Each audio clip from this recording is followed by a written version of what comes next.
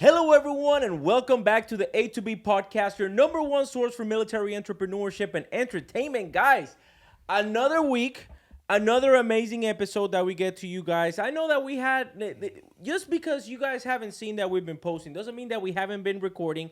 We've been recording every single week. We have a lot of editing to do, okay? But I promise that as soon as we start editing these videos, this amazing episode is going to be released. Like always, guys, I am joined by my co-host, El Toro Negro de Long Beach, Betty El Toro Bull. What's up, brother? How you doing? Look at that. Professional right there. I'm doing amazing, man. It's warming up. I feel like it's summertime. It's been I don't real know hot. how you're wearing those hot-ass pants right now. I'm excited for today's episode because we have a former enlisted Marine Yep. who is no longer enlisted. Is no longer enlisted. So what exactly does that mean? Well, this Marine that we're about to interview today, he actually did the enlisted to officer program, and we're going to be talking a little bit more about that. You know, he's not the first enlisted to officer candidate that we've had, but he literally just graduated and received his promotion. The people that we've interviewed are people that have been accepted into the program. It's called the ECP or the MECEP programs, two different programs. We'll go in depth about them. But guys, you guys might be wondering, who are we talking about? We're talking about none other than newly promoted second lieutenant El Victor Morales. What's up, brother? How you doing? Man? I'm great. Thanks for having me. I appreciate it. Both of you gentlemen, I really appreciate taking the time out to have me here. Yeah, of course, man. Just know, we're not the colonel. You can go ahead. You can relax. Yeah, okay, you can talk to us like you'll be like, sir, we good. Okay, it's a safe space for second lieutenants. Okay. Sounds good. All right. So, brother, first of all, I always start the podcast asking our guests, what brought you into the A to B podcast? More specifically, the reason why I'm asking this question is because I don't know when you started watching the podcast, if you were enlisted, if you were like right there in between, but then now you transition into the side that I believe matters the most because you are in charge of actually making the change. Yeah. So what brought you into the podcast? Honestly, like I reached out to you actually to come out to explain a little more about it and hopefully promote more awareness to it because I think so many Marines like have the opportunity and the potential to be great leaders of Marines, but some of the times like I don't know why we don't take that jump. I don't know if it's scare or what it is, but just to promote more awareness and to do it. To answer your question though, I started watching your guys' podcast like a long time ago. I was enlisted, probably like a Lance Corporal at the time, and I really liked it because, like, excuse my language, but you guys are like cut straight. You guys don't bullshit around. Like you guys call it what it is, and if you guys don't see something if you guys see something you guys don't like, you guys address it because who's gonna tell you guys something? You know what I mean? Like It's funny you say that because that's exactly why we do this. Yeah. We're on this side of the Marine Corps, this side of the military. We have the ability to speak on behalf of people that, to be honest, really don't have that freedom of speech, and not just because you're under the gun or whatever, but you're trying to be successful. You ain't trying to bring negative heat on yourself. You have a career in the Marine Corps, the military, and it's a big Who is somebody that you would like to have us on here? Can you think of anybody? I know I'm putting you on the spot here. If not, we can come back to it later. But we're always looking for. You can think about it because I'm gonna share this story. I'm gonna share this story real quick. A lot of people is like, man, dude, a bunch of comments be like, hey, man, y'all need to hang it up, y'all need to let it go, and all that stuff. And we can, we can. But the real problem is that we don't have to. We are fairly successful in what we do in our military careers, and this is what we are actually passionate about. And the example that I'm going to bring up is I have a Marine that he dropped out drill instructor school, and for his personal reasons, they were medical reasons, not because he quit, not because he tapped or anything like that, but he dropped out of DI school. And then the first sergeant there, which you would think the first sergeant is the person that's in charge of making sure that he gets taken care of, in my opinion. That's their whole job. Yeah. Zero help. And the first sergeant was being very biased. Nothing wrong that the first sergeant did. Let me leave that very clear. But he was being very biased with what the monitor wanted him to do, not defending the best interest of the Marine. Because obviously the Marine or the monitor is in charge of the needs of the Marine Corps, which I get that. The Marine is in charge of, the needs of the Marine Corps, but also how are the needs of the Marine Corps impact me? And more importantly, which this is the reason why he wanted it, was his family. And the first sergeant was being very biased, trying to be very convincing on him essentially leaving. And then when the Marine reached out to me, I was like, no, dude, it doesn't sound like this is in your best interest. And that's why we do what we do. We are an unbiased party. And I'm going to tell you this. We don't have a yoripari, how we say in Spanish, okay? We're not here to just simply listen to your groans and to your complaints. I promise you that if you guys reach out to me, because this also happened to me the other day. Marine wanted me to throw his chain of command under the bus. And I'm like, okay, dude, like you're throwing some very wild accusations out there. Like, where's the proof? Yeah. Let me unread. Of course. Because he was being emotional about it, which I get it. Maybe he was being screwed. Maybe he wasn't. If we're being honest, a lot of times when Marines don't get what they want, my leadership just became toxic. Yep. There's times the leadership is toxic, and then there's times where the Marines doesn't get what they want, and then suddenly the leadership is toxic, and then there's times where it's a little bit of both. And that's something that like I wanted to bring up because like I had both the great toxic leadership and then the actually great leadership that would take care of you. And unfortunately, not unfortunately, but that's one of the reasons why I decided to do what I did, because I had people, my own sergeants and even my own lieutenant, like that would tell me, like I would come up to them with this idea, I want to commission and be an officer one day. And they would look at me like, you can't do it. Like, what do you mean I can't do it? You'll never make it. You'll never be successful. And I took that very to heart. You had people tell you that. People telling me that. And I took it very to heart. I took it very personal. Like, I'm going to do it not just to prove them wrong, but also to prove myself wrong, like the self-doubt that I had. But that's like the kind of stuff that I see you guys bring out a lot. Because why would you, as a junior Marine, I talk about a Lance Corporal, why would you want to hear that from your sergeants, your lieutenants that are supposed to like guide and mentor you to be a better version of yourself? You know what I'm saying? Imagine being such a piece of shit. That's what you have to be. You have to be that. Yeah. Right? I don't believe in myself, okay? And I know that I am not living up to my own potential. I've made a lot of mistakes in the past. Then I get a Marine who has a lot of dreams, goals, and aspirations. And instead of encouraging them and believing them and assisting them in the process, I project all my stuff onto him. Yeah. You'll never make it. It's not going to work. Well, as a leader, I don't think you are in charge of projecting your own insecurities and projecting your own opinions onto your Marines.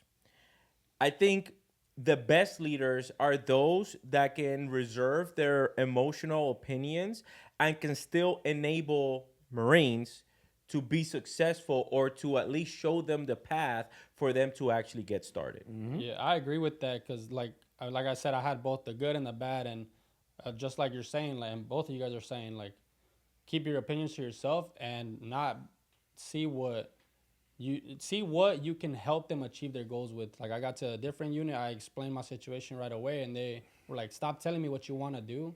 Tell me what you need from me for you to achieve your goal. That's a good question. Like, don't tell me these are my goals. No, go out and do it. And when you hit a roadblock, come back to me like, hey, sir, I need this, this, and this so I can achieve my dream. Dude, give a shout out to the guy that asked you that question. Shout out to First Sergeant Kamiato. He's out now. Hell yeah, First Sergeant. Dwayne Kamiato. What a miracle. Yeah, I bet he was a prior drill instructor. He was. Yes. He was. Yes. Don't enable him, okay? Whoa! Don't enable him. San Diego Marine. Yeah, he was, and also Captain Davis. Oh, Captain Davis. Just getting out. Great leaders, honestly. Like, not just in the officer realm that I wanted to do, but in all other personal aspects that I wanted to achieve. Like, they would tell me, hey, dude, what do you need from me? Like, stop telling me what you want to do. What do you need from me to accomplish your mission? What is that roadblock that you need to pass over so you can keep going forward? Sure. And look at what you became. Yeah. So let's talk a little bit more. We're not going to go into extreme detail, But let's talk a little bit more about who you were before you actually became an officer, right? So you were from Long Beach, California. I am. Yeah. What year did you enlist? 2019. 2019. Okay. And then why didn't you decide to do the officer route from the get-go, from the beginning? I'm not gonna lie. Like I did not even know what the military was. I had no family in the military. I had barely gotten my residency. I think in 2017. When you say residency, what's that mean? Like a green card. So Got it. I was undocumented. So I came here to the States Wow. undocumented, like not From Mexico. from Mexico, from Michoacan, Mexico, and lived undocumented my whole life. And then once the DREAM Act came out, DACA came out, I got that. But still, that's technically not a legal status. Like it's great for you to study and be a student here, but you can't travel outside of the U.S. So technically, you're like very reserved in what you can do. And then I ended up getting married, and I got my residency way before the Marine Corps.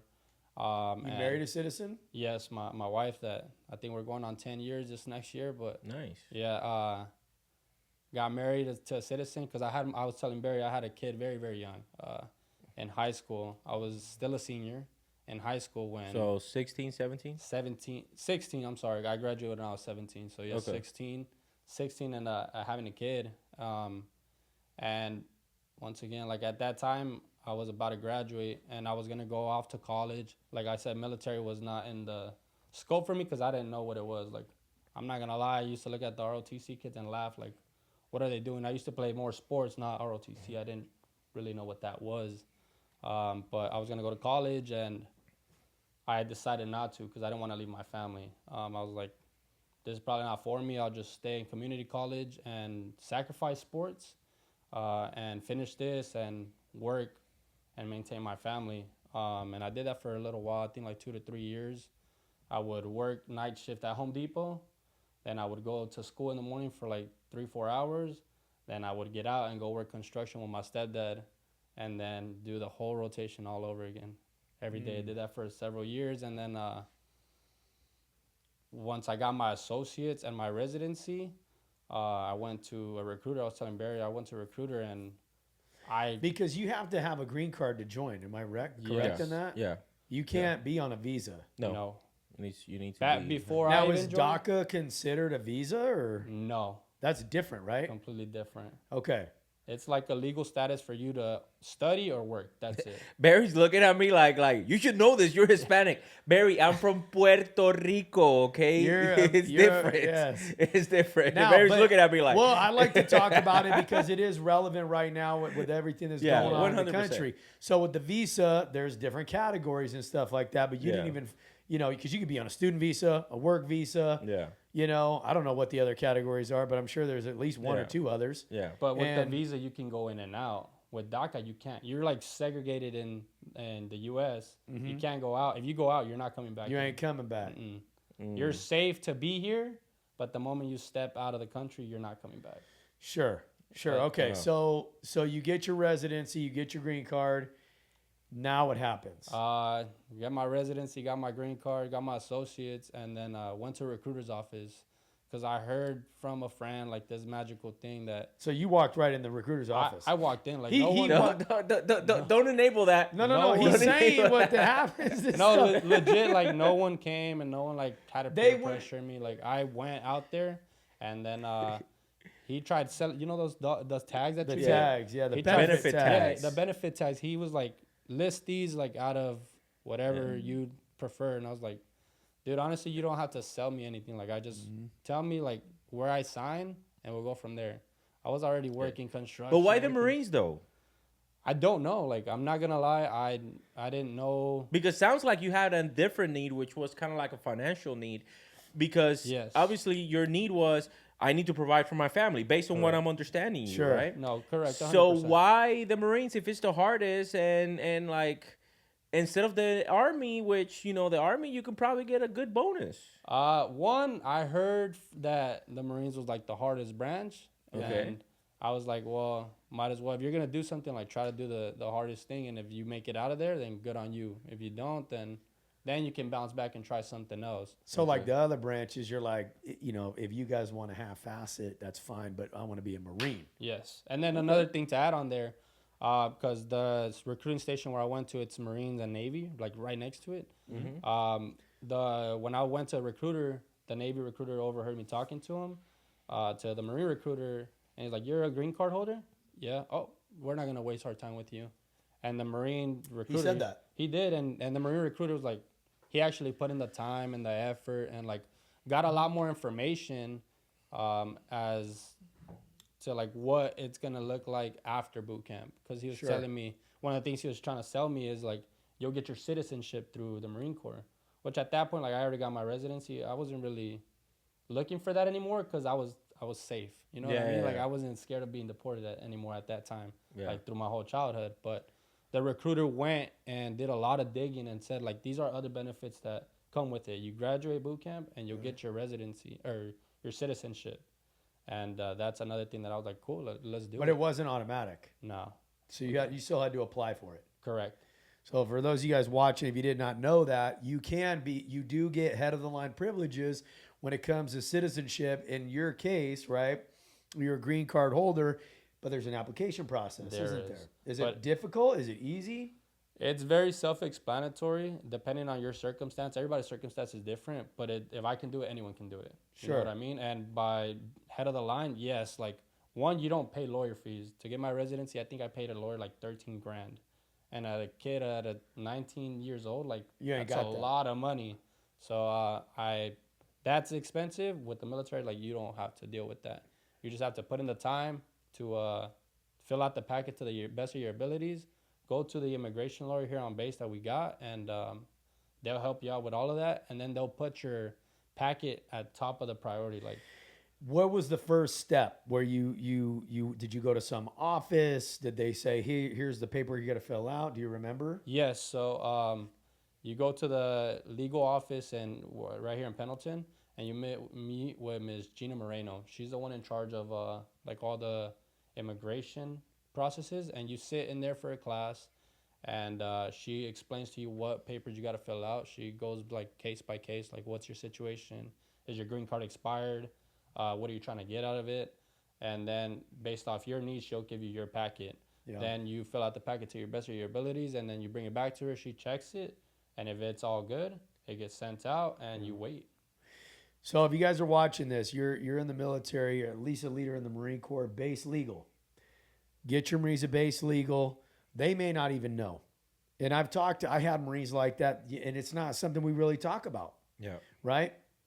But it can benefit you, and it's going to benefit your family, and it can benefit your Marines because you've done it. You've experienced it. So if you're out there, like I said, and you are a green card holder, get your butt in the Marine Corps and then become a citizen. You'll get head of the line. I'm proud of you, man. That's really cool. Yeah, that is a very inspiring story, bro. Yeah, I have a buddy right now, one of my closest friends. Please, like he said, please go to legal. Like, take advantage of the resources that they give you. They give it to you for a reason, so your family can be great and successful, and so they can also use you for the mission. Like, call it what it is. It's so you can go out and do other stuff. One of my buddies right now, he's going through a different circumstance because his wife was also DACA, and they put the residency on the back burner. Well, now her DACA's expired. So technically she's not in a legal status here, but she's married, obviously, so they're not going to deport her. But I was telling him, why didn't you use their resource? He's been in the same time as me. Why didn't you, as soon as I got married, I would have took her to You can get deported if you're married, though, if you're a criminal. Yeah. Yeah, if you'll be given the option. No, but what better way to incentivize to bring the best type of people from other countries? Because, you know, I have nothing against people coming here to the United States. I think, you know, we can all, at least, I don't know about you, because obviously you come from a different background. But it's like, dude, like, okay, illegal immigration it's been a problem. It has to be fixed. I think it's being fixed. But what better way to incentivize to bring people like Victor here from other countries than to allow them a way to serve in the military, give them like good, you know, values and traits for them to be able to, after that, go back into the civilian world and become good quality citizens. Let me ask you guys, should citizenship be automatically granted upon entry into the military, or should there still be an application process like what there currently is? Time out. Time out before you answer that, okay? I just gotta say something, okay? The views expressed in this podcast, because I don't want you to say that you're giving an opinion about current policy or anything like that. You can answer it if you want. You don't have to answer that question, because that is kind of like borderline whenever it comes to current existing policy, and we want to make sure that our audience and anybody that might be looking at this knows that this podcast is not represented, sponsored by the DOD or the United States military in any type of shape or form, and the views expressed in this podcast are of each individual person, and this of the individual person alone. Okay. He does not represent the United States Marine Corps. I do not represent the United States Marine Corps, and Barry does not represent the United States Marine Corps. So I just want to make sure that we understand that. If I'm going to give you a moment to think about that, but I am going to answer that. Yes, I think. Well, I don't think it should be automatic. I think there should be a path to an expedited path to citizenship, that within the first year to 4 years, or at least within your first enlistment, you should have guaranteed citizenship if you serve honorably. Yeah, that's what I think. It's tough for me because I want to say yes, I think it should be automatic, but then my military mind is like, maybe there should be a way to like do some kind of a background check, or just I don't even know. Well, the background check is part of the. So when you are being recruited, regardless of your citizenship or regardless of anything, you have to do what's called a BIQ, which is the background investigation questionnaire. Recruiters hate it because you have to get references back for 10 years. Right. And whenever it comes to a case like his, where he might have like a shit ton of family still in Mexico, or let's say his parents are in Mexico or his sisters in Mexico, because this asks you about your sisters, about all of that stuff. If you still have family over there in Mexico, then you have to get their information, and that could be like pulling teeth. So it's not as easy as just in general to get in the Marine Corps. Yeah. It's not as easy as most people think. There is that BIQ, that background investigation questionnaire, and they do their job. Like they do the background check like they are actually supposed to. Well, it's hard for me because, like I said, I really want to say it should be automatic. If you're willing to serve your country but it's not your country. It's not your country. That's right. But I think that's even more, valuable because it's not. Yeah. And you may not feel a big sense of ownership, Yeah. And so, I mean, that's not the problem. The problem is, because I dealt with this as a recruiter, the problem that you encounter is whenever it comes to security clearances. So whenever it comes to a security clearances, there's a lot of people that have dual citizenships too. So whenever you have dual citizenships and you want a security clearance, you have to renounce your other citizenship. If not, the United States military will not give you a security clearance. And the thing with security clearances is that if you want to stay long enough in the Marine Corps, or if you want to really be able to do your job, you need a clearance. You need a security clearance. There's certain specific MOSs that you don't require a clearance, but let's be honest. If as you move up through the ranks, specifically, I think like the cutoff will be like sergeant, you really need a security clearance. I agree. You really need a security clearance. But let's get back to. Well, you're right, because once you start getting promoted to a certain level, it's not about. People think about what MOS did I enlist to join into. It's not about that. If you were going to be sergeant major of one MEF, or the CG of 3rd Marine Division, you're going to need that clearance, or you're not getting that job. It don't even need to go that high, bro. Right, exactly. Like if you work at the S3, if you're any type of Marine that works at the S3, at the S1, any of the S's, S4, you need a security clearance. Straight up, you need a security clearance. For example, if you are maybe infantry at the early ranks, because fucking infantry for some reason they don't even have computer access, But that's true. They still don't. You look at a corporal, it'd be like, "Hey, what's your government email?" He looks at you like, "I don't have one." Oh, like dog, that's a real thing. If you're a grunt out there, leave a comment. They really don't. I'm talking the truth too. But anyways, dude, I want to get back to you. So obviously you went through that entire process during your first year of the Marine Corps. So what is your actual MOS? Right now I'm 8011 because I got to go back to TBS to get an MOS. But prior Okay. to that, as a sergeant, I was a motor T maintainer at 3521. Okay, so you were motor T, Motor T motor Tug. He's like the fifth Marine that we So have here. mechanic though. mechanic though, yeah. So Okay. the operators, the 35, 31s are out correct. there breaking them, And we're fixing and them. you guys are fixing them. Yeah. Okay, so cool. You as a sergeant, that's when you applied for the MECEP program. I did ECP. So as a sergeant, I applied for it. Yeah, as a sergeant, I think a year ago I applied for it, and And did you get your degree while you were in the Marine Correct. Corps? Okay, Yes. can you talk to us a little bit more about that? So I had, as I said, I already had joined with an associates, and once I came in, like one of the check-in processes is you go to the education center. I went to education center, and they told me like, hey, the military pays for all your classes. Well, what else is better than to get all your classes paid for, and on top of that, get financial aid. So in reality, you're making money for going to school. Yeah. You're getting paid to go to school, To right? go to Correct. schools. Now, as a recruiter, do you tell them that, or what's 100%. the? Well, it depends on what they put in their benefit tax. Like he said, there's a certain amount of benefit tax. I think there's like either 11 When or did they 14 come out of with the them. benefit tax? Because I never got these. The reason, well, it's been a thing for a while. Okay. Yeah, it's been a thing for a while. But the reason for the benefit tax is because whenever you're a recruiter, they teach you to do something that's called feature benefit. Because what you don't want to do is you want to start rambling off, like the Army does. Oh yeah, we can give you a bonus for $20,000, and be like, dude, I don't really give a don't shit care about the about money. that. I came to serve my country. Okay, well then that's why pride of belonging is there. But if an applicant tells you, hey, I do want benefits, and educational benefits and financial stability is one of the two, then that is a benefit tag, and then we talk about that, right? And what recruiters get taught is you give two features, and then you transition to the actual benefit of it. That's why in an interview, what sounds like your recruiter did a good job. In an interview, you get the top three, and then you give feature benefit for at least two of those main things that it does. So let's say he picked educational opportunities, right? That's the name of the benefit tag. Let's say he picked educational opportunities. So okay, so in the way that you're gonna get those educational opportunities is through TA. And then through TA you're gonna get up to $4,500. I don't know if it's still year, 45, up to $4,500.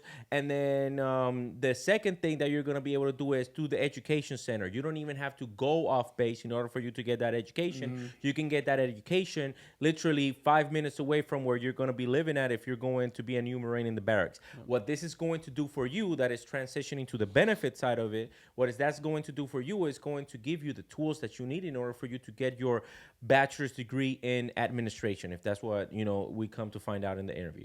So that's what essentially sounds like he did. So that's, I don't know if I went too in depth, but that's how. So you went to the Joint Education Center. I did on base. on Yep. Pendleton. And as far Is as it the still check-in- up in the same, like up in the Oh, yeah. hills? Still up in the hills, yeah. In the by weird- Ninth Com. It's like right next to Yeah. Ninth Com. So if you don't know where the Joint Education Center is, one thing I used to do as a leader is, yes, you check in there, right? But when you start talking to your Marines, if they have questions on education or anything like that, one thing I used to do as a leader, okay, was being engaged, right? I'm not going to force you to go to college, but I will force you to go schedule an appointment with one of the people up there at the Joint Education Center. If you're going to choose to not go to college, get an associate's or a bachelor's or a master's or a doctorate or any of that, you will do it with the information, not without. So if you're a leader, stop, not sending your Marines to the Joint Education Center and getting the information that could be helping them unlock their true potential in life. I would say don't just tell them where it's at, because as you said, it's a little hard to find. Like, take them. As a leader, as a sergeant, like, you should know where that's at. Go there with them and have them explain the whole situation to them, because there's a lot of things that they know that you don't. Well, I used to tell them like this: hey, dog, come back today at 14:43. Okay, I give them like a weird time. So they come back today, 14:43. And then I want to know when your appointment is to get your little counseling up there from friggin' Miss Whoozy What's at the Joint Education Center. And then they'd be like, yes, And then that way, boom, you got them locked in. But that's really cool, man. I'm proud of you for doing that. How long did it take you to get, from your associates to your bachelor's? I would say no more than 2 years. And that was on and off though because of deployments and stuff like that, but no more than 2 years. Like they also work great partnerships with colleges that it's a lot. I wouldn't say easier, but it's a lot more achievable because they know your time, like field all the time, deployments all the time. So Yeah. if you communicate that with your professors, they'll make it easier for you to do that. Now, but I do have a question for you because I like to keep it real. You're a motor team maintainer. There's something that I don't know how to fix 7 tons or Humvees or MRAPs or none of that stuff. I don't even know how to drive them. Okay. I do know that I have a lot of respect for the motor T community because they are extremely busy and extremely hard workers. What advice do you have for high tempo MOSs, not just motor T, to say, dude, it's BS that you don't have time for you to go to college. Motor T maintainer, I had time. So What I advice do want you have for to hit on that because, like I said, when I first joined, like my sergeants were like, that was a big thing. You're in a Victor unit. We deploy in a few months when I got there. Like, we're going to deploy. You're not going to have time. And me joining, talking to the drill instructors when you get to talk to them, if they can do it when they don't have time, what makes you say that I can't do it? There's time for everything. There's time to work out. There's time to spend with your family. There's time to do school. You just got to find the time, make the time, and sacrifice on the back end. To be honest, like I can knock out an hour of school and sleep an hour less. And will you function perfectly? Yes. But you got to find the time. You don't need 2-hour chows. You can study for an hour and then come back, grab food, and still get the ball rolling. Like there is time. You need to make time out there. I think as an adult, like don't just say there's not time because that's total BS. If you really want it bad enough, you will find the time. Yeah, I agree. I mean, there is MOSs that it is more challenging to do school than others. That's okay. Got it. But you're 100% right, man. If you want it, you're going to go do it. And that's the bottom line. And that applies to every MOS. The what I came to realize. You're looking buff. Thank you. I appreciate that. I do have to. I gave you a shout out in the story. Poppy. But what I wanted to bring up in there is that a lot of service members don't even know what their priorities are. Sure. They say, I want to go to school. And then they come with 1,001 excuses of why they haven't started school. Well, and that's all they are. Oh, well, I went on deployment. Okay, I'm pretty sure that if you make it a priority, you can even do it while you're on deployment. Yeah, I've been on ship, dog. A bunch of you ain't busy, dog. You don't do shit. Not only are you not busy, you going to the gym and sleep. And you can't take that many showers because it puts you on damn water hours. So what I'm saying is make it a priority, and then I promise you that it will come. And that's what happens with me, and that's why I've come to not take fights with a lot of people because I just tell them, it's like, dude, it's okay if it's not a priority for you. You just have to realize it. Don't come at me like all mad because you don't have time. Everyone has the same 24 hours in a day. Yeah. How come you can do it and the other person cannot do it? At the end of the day, because of priorities. At the end of the day, winners are going to find a way to win. You may have more challenges than this guy over here. Okay. Yeah. Your education doesn't give a shit about that. Your health doesn't care how much time you don't have in a day. Your bank account doesn't care how much time you don't have. Your education doesn't care. Your success doesn't care. Let me put you another example, right? That is because this applies to everything in your life. A lot of people say, well, I want to start my own business, but they don't want to dedicate the time that it takes in order for you to start your own business. Me, I'm not a hypocrite. I'm going to go ahead and start with myself. I'll be like, dude, oh, man, like, you just said it. Like, oh, dude, like, you're looking good. It's like, because I made it a priority for me to start going to the gym. And how many conversations of life did we not have before I even started really committing to actually going to the gym? And I was like, dude, and you know what was my excuse? Oh, well, if I start going to the gym and I waste an hour or two at the gym, you know what's going to happen? My business is going to die down because that's 2 hours that I could be dedicating to my business. And that was a freaking lie that I was saying to myself.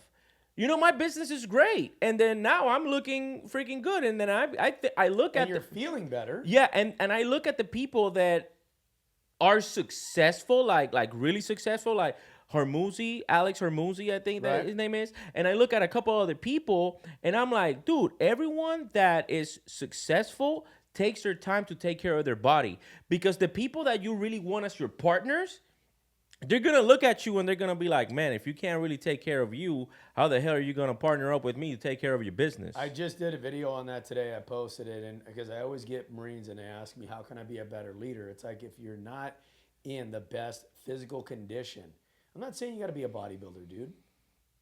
The first step of leadership is leading yourself. Okay? What would you think if your lieutenant got up there, or your staff sergeant, or your first sergeant, or your lieutenant colonel and they had some belt cleavage? You know what I mean? They got that Dunlap, they got that spare tire. They're looking like, I mean, seriously, what are you going to think about them if they get up there? They can't do any pull-ups, so they get down and do push-ups instead, right? I would agree. You may not hate them as a leader, right? But what are you going to think? You know? Hypocrite. That's literally like the thing that's gonna come to my mind. Honestly. Yeah, because then when you start getting fat, because you see them getting fat and then them still being able to lead, and then they're going to be the same ones that are going to sign your 6105 for you going on BCP. That's right. But going back to this, because I want to make sure that we remain on point, because we get, we're touching on subjects that we're passionate about. Okay, so obviously you got your degree and then you applied. Now, you said something about, like, at the beginning about toxic leadership, and then you had good leadership. So did this happen during your first enlistment or your second enlistment? My second enlistment. So once I left my first unit, my Vector unit, I went to a more like low tempo unit, and I had the time there to look at the application, ask. But you did your degree while you were with the Victor unit, correct, fully, like, I got my degree and my Victor though. Okay, unit. but then the actual application for you to become an officer, you did it in the other unit. Correct. Okay, got you. Okay, so talk to me a little bit more about how was that application process? It's very, I wouldn't say straightforward, because there's like a lot of hoops you have to go through. They don't make it easy for you. Like, you don't have a recruiter that you go to. What's step number one? Step number one is go to E to O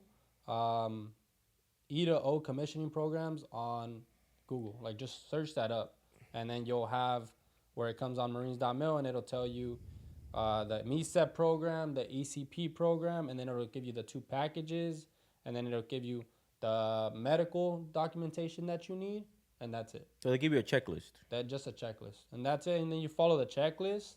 But some of the things that you have questions about, you can't call a number and ask a question. But you know who you can call now? ChatGPT, baby. Dude, ChatGPT, and are they going to be like, oh, well, this comes from ChatGPT? Do they care? No, not really.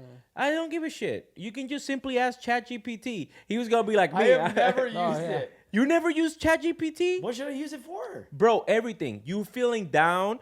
ChatGPT. You're feeling happy? ChatGPT. You want a meal plan? Ask it whatever, dude.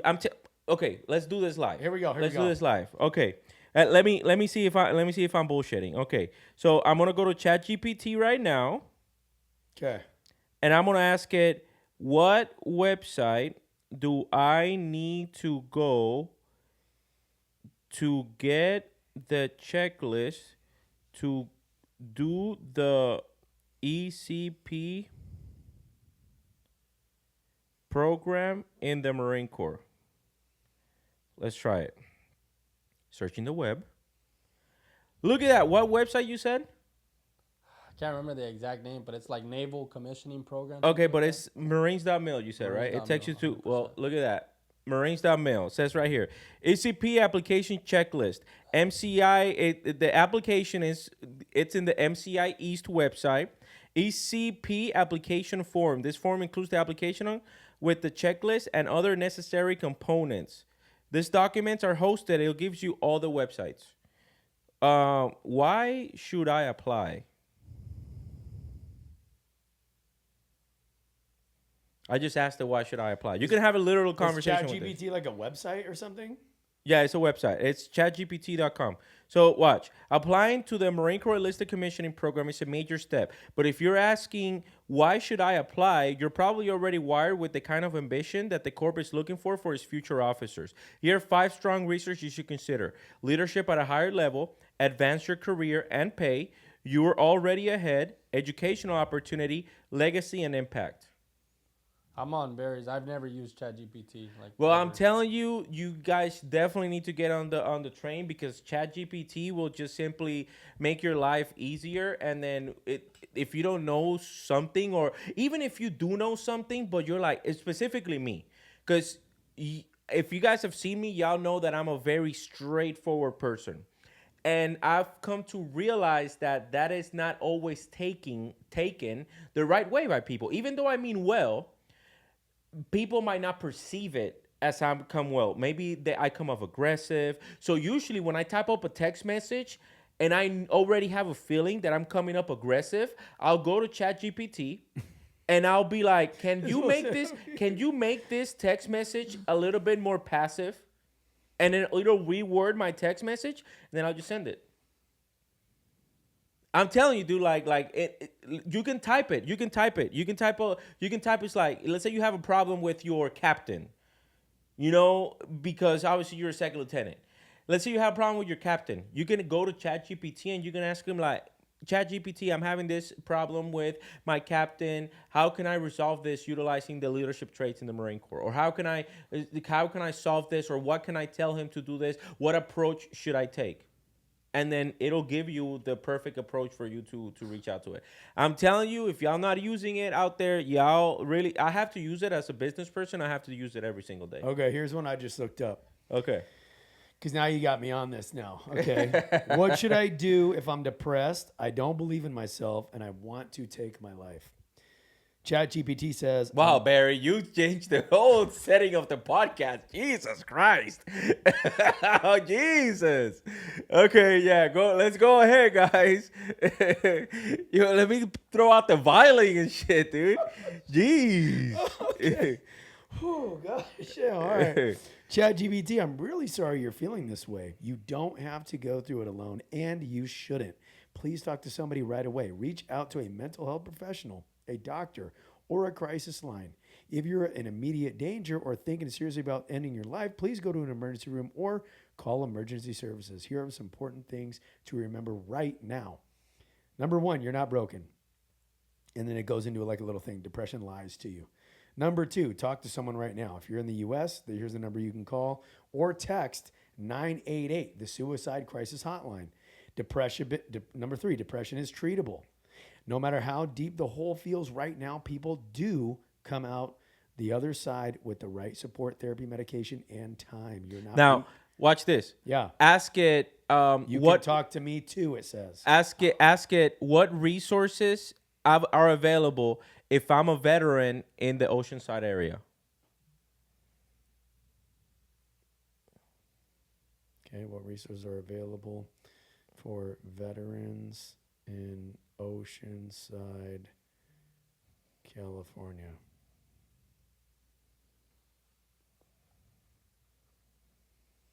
There are several resources specifically for veterans in Oceanside, California. You're not alone. This community has support systems in place. Here are some key options. Number 1, VA. Okay, VA San Diego healthcare system, Oceanside Clinic, and the number is 760-643-2000. Do you see? It has everything, dude. Like, Mental health crisis and crisis support. You can call or text 988, and that really works really well. Supportive housing and benefits, Veterans Association of North County. Okay. Services include housing help, employment support, education, meals, and social programs. And the number, and it's right off of Mission, 1617 Mission Avenue in Oceanside, 760-722-1277. Employment and education, CalVet. I'm in CalVet. My daughter they pay her to go to school through CalVet because I'm service connected. So my daughter didn't have to use the GI Bill? The GI Bill at all. Yeah. A lot of guys, while you're on active duty, they think you got to transfer it, man. You don't have to transfer it, okay?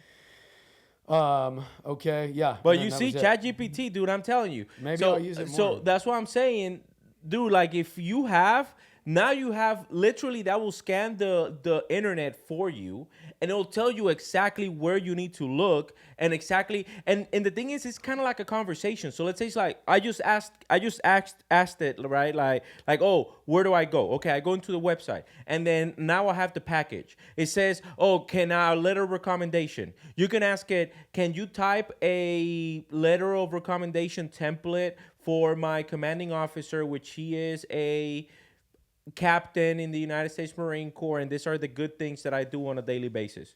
It'll type up your entire letter of recommendation. That way, all you have to do whenever you go to the captain is like, hey, sir, here's my letter of recommendation, blah, blah, whatever. You can put it in the format, put your, the header on it. You're solid, So dude. basically, what you guys are telling me is there's no excuses. Like, There's zero excuses. There's no That's what I'm saying. excuses. That's what I'm saying. And if people didn't know that, then they should definitely know about it now. Question for you. How confident were you whenever you start actually doing the actual package? Now you got me all on this, dog. Yeah, I'm telling you. You know what I just put in here? What? Write a love letter to my wife of 10 years and the mother to my daughter. Because he's been married 10 years and his daughter's 9, right? I got a son. Yeah, he's 9. Oh, so, okay, your son, yeah. Okay. My love, 10 years. It's hard to believe how quickly the time has gone. And yet, when I look at everything we've shared, every joy, every challenge, every quiet moment between the chaos, it all makes sense. Dog, I'm sorry, ladies, I'm sorry. You know? Yeah, and then now, hey, I'm telling you, I use it all the time. I use it all the time. Okay.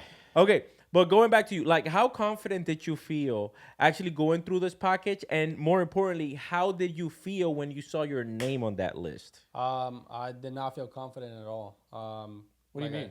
When I'm filling out the packet, like there's some stuff that I was like, because it's a checklist, but there's not like instructions, like it's very broad. It's not very detailed on like what you need to do, which I guess in a way they leave it like that so you can kind of like analyze situations and go out there and ask those questions to people that have done it, because you're not going to be the first person that has done it. There's other people, and use those resources. So I thought like I had messed something up in my packet and I wasn't going to get accepted. And I submitted it. I was like, worst case scenario, I don't get it and I try again. Like that's what I've always been told. Like, hey, you don't get it the first time. Oh, well, try again. One of your friends, Maurice Watkins, he was like, I applied for it. I didn't get it. But I tried again.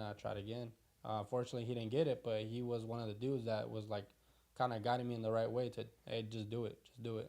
Good. And when I seen my name, that list, I was playing soccer and I got a text message from Dwayne Kamiato. He said, congrats. I was like, what are you talking about, dude?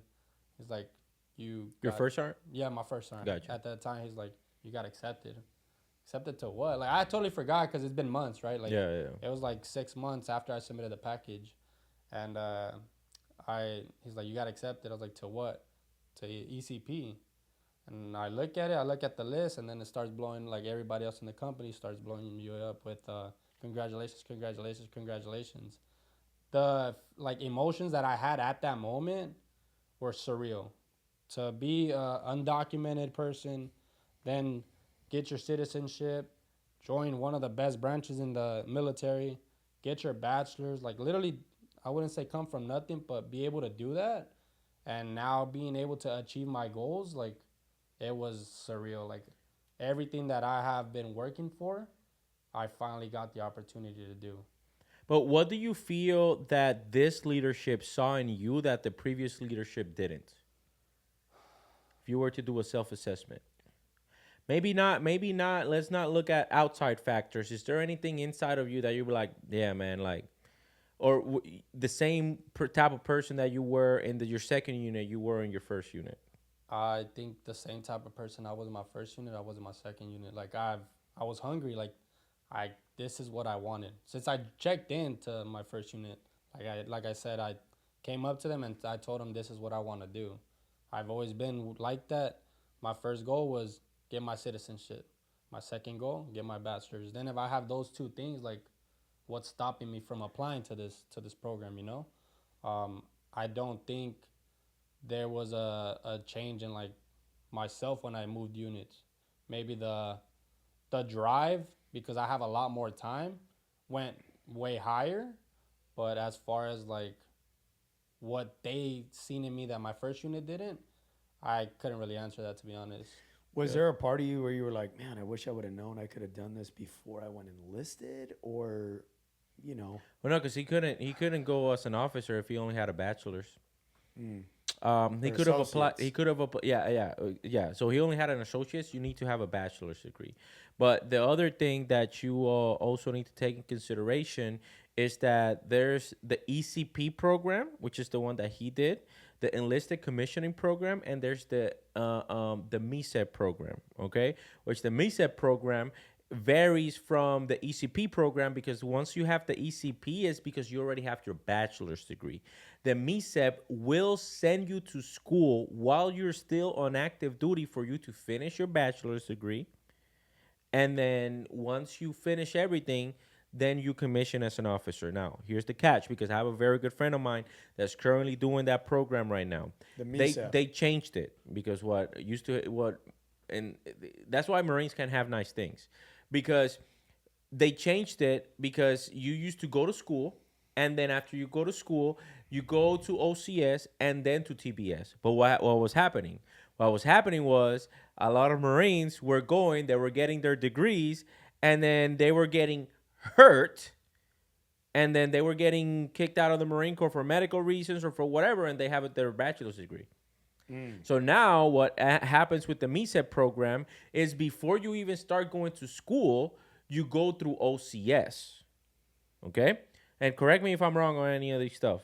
Nope. But now you go to OCS, and then once you go to OCS, then you start going to school. Do you have to do TBS as well, or no? It's like you do OCS, then you go to school, and then you do TBS, right? For that one, I'm not sure. For MECEP, Let's ask ChatGPT. I'm pretty sure you go to TBS and then go to school, because from what they were telling us, exactly like you said, they were misusing the benefits that we get. Yeah. And getting right out. Like, I'm 99% sure you go to TBS and then you go back to school. Okay. I mean, which that makes sense. That still makes sense.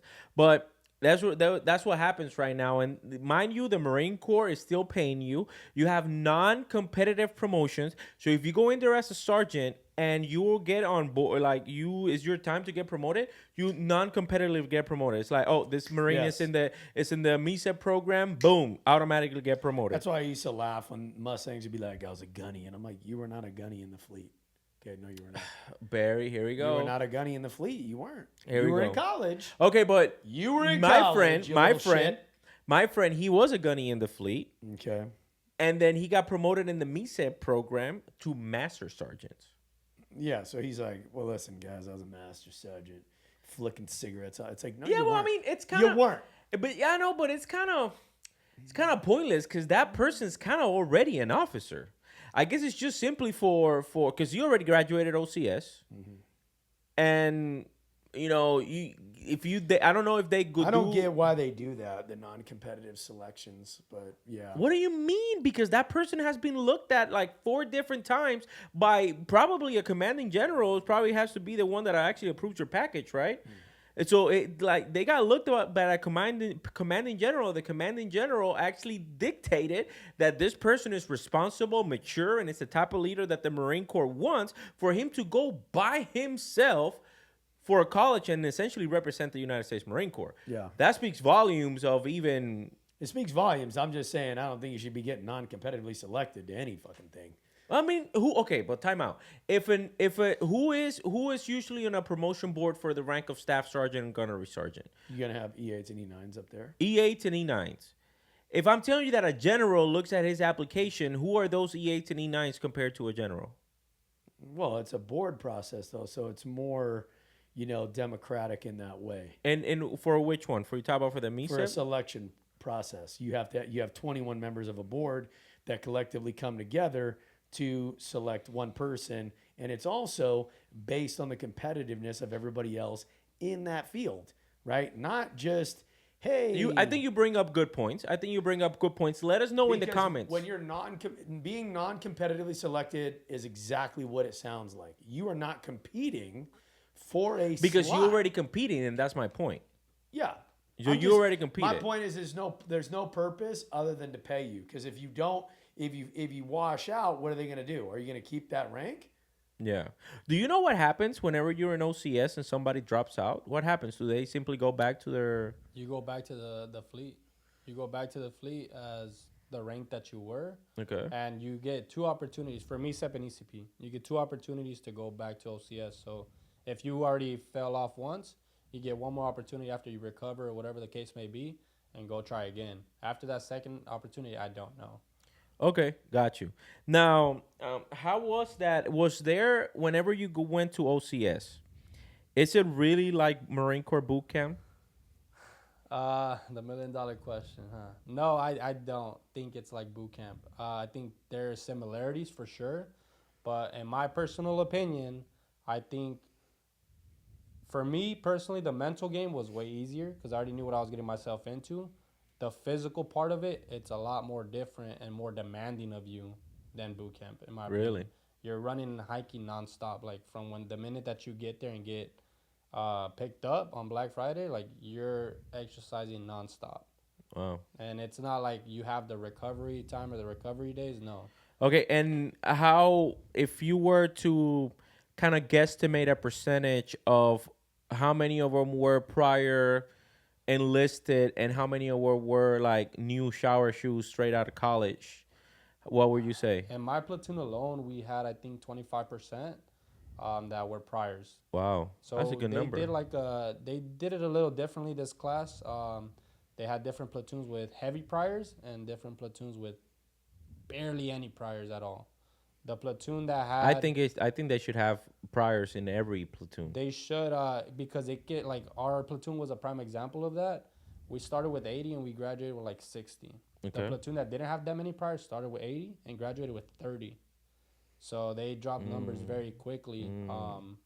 But there's like other factors that go into that. Yeah, of course. Stress, like injuries and stuff like that. But I think I agree. Putting more priors into it helps the other candidates evolve. And there's some stuff that like the drill instructors don't have, or the sergeant instructors there, they don't have time to teach, like rolling sleeves, like all the other stuff that you as a prior have to take that initiative and help the other people out.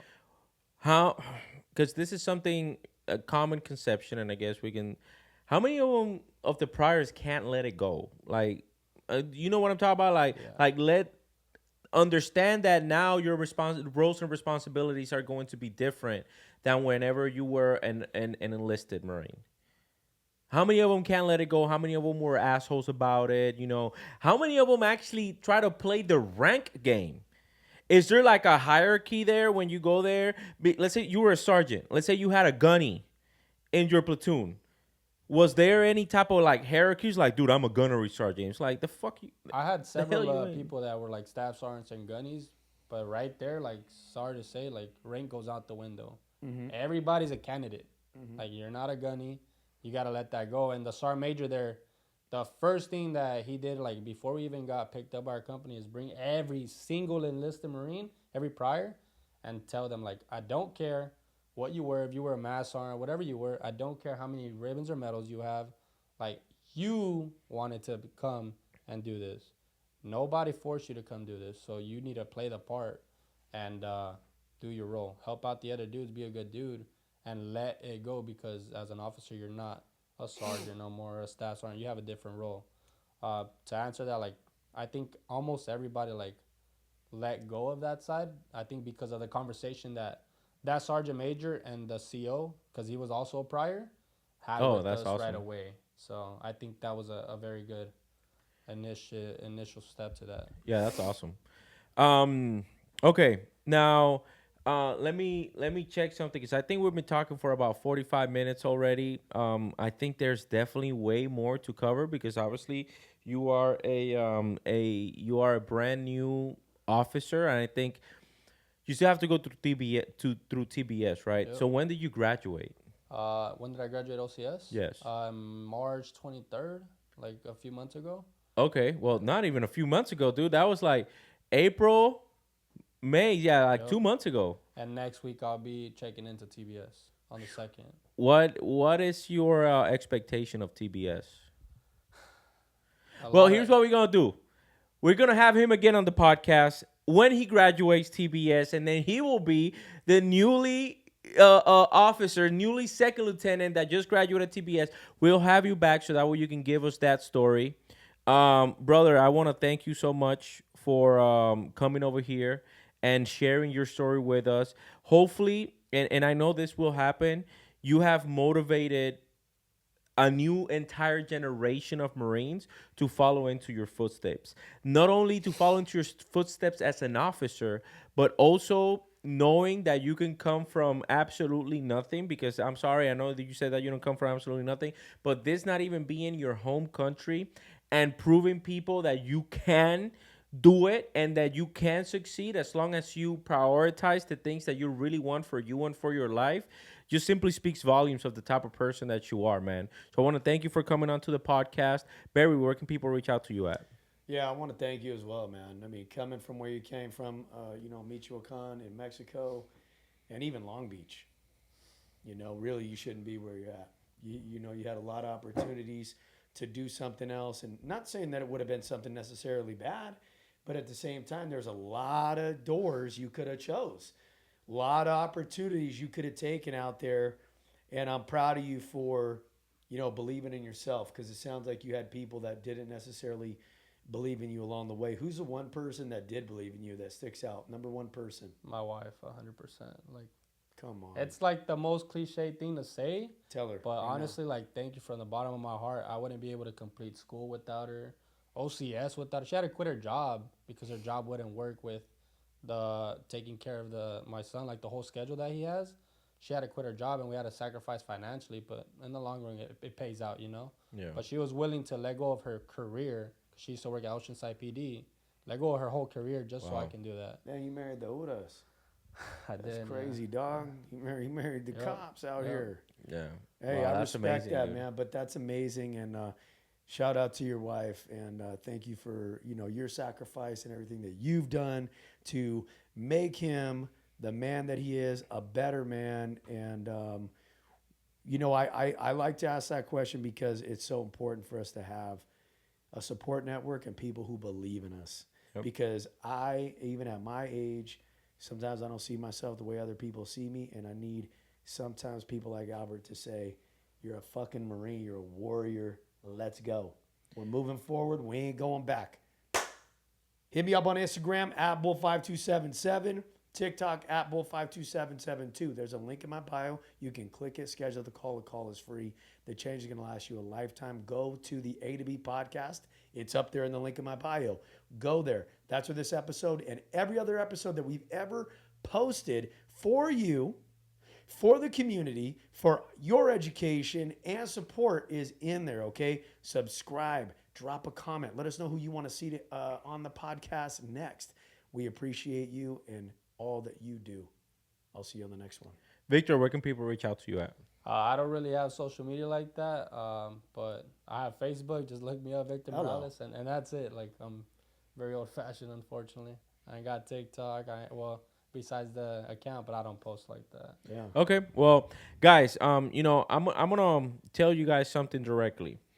He's just said that his wife was his support group, and some of you guys are going to take that as an excuse and saying like, well, I don't have a wife, so I don't have a support group. I don't have the support group that he had, or maybe my wife is not as supportive as Victor's wife is. Again, that's an excuse. Stop coming up with excuses. And if you don't have a support group right now, find a support group. There's people out there that I promise you that will support you through absolutely every stage of your life. Me being one of them. So make sure that you guys go to the link in my bio. Go ahead. Put up with a class. We have classes here in person every Thursday. So make sure that you go to the link in my bio. If you want to talk to me one-on-one regarding anything that has to do with real estate and mortgages, I am your guy. Make sure that you guys go to the link in my bio, register for one of those classes, and I will see you guys in the next episode. Let's go. Could I shout out? Of course. My construction company. Sorry, J&A Innovation. We are on TikTok. J&A Innovation General Construction for any construction needs. I know you guys are realtors and stuff. Any construction needs, please reach out. That's one way to get a hold of me, I guess. Okay, there we go. We didn't even talk about that. Dude, we need to have you back after TBS. I'll see you guys in the next episode. Peace.